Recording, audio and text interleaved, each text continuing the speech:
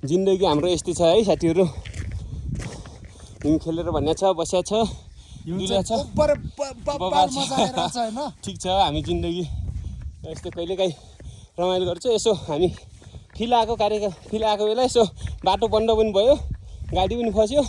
अनि साथी भाइसँग भाइ र म एक दुईवटा गरौडी छौँ। तर जति गाडी फसे पनि चिसो भए पनि रमाइलो चाहिँ बबाल छ है। हामी चाहिँ हेर्दैन, हामी चाहिँ यस्तो छ साथीहरू। हिउँ यहाँ खुट्टा पुरै पुरिरहेछ हिउँले। हेर्नु हिँड्दाखेरि यस्तो भइसकेको छ, घाँस बुढिरहेछ सबै।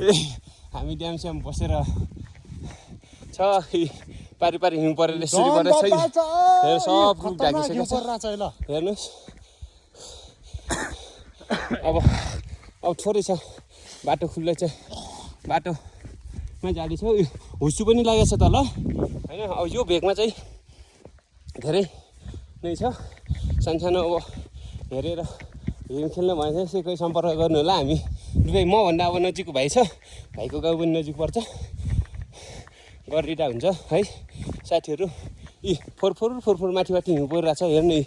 यी यसरी हटायो फेरि ठ्याक्कै आउँछ हेर्नुहोस् साथीहरू है।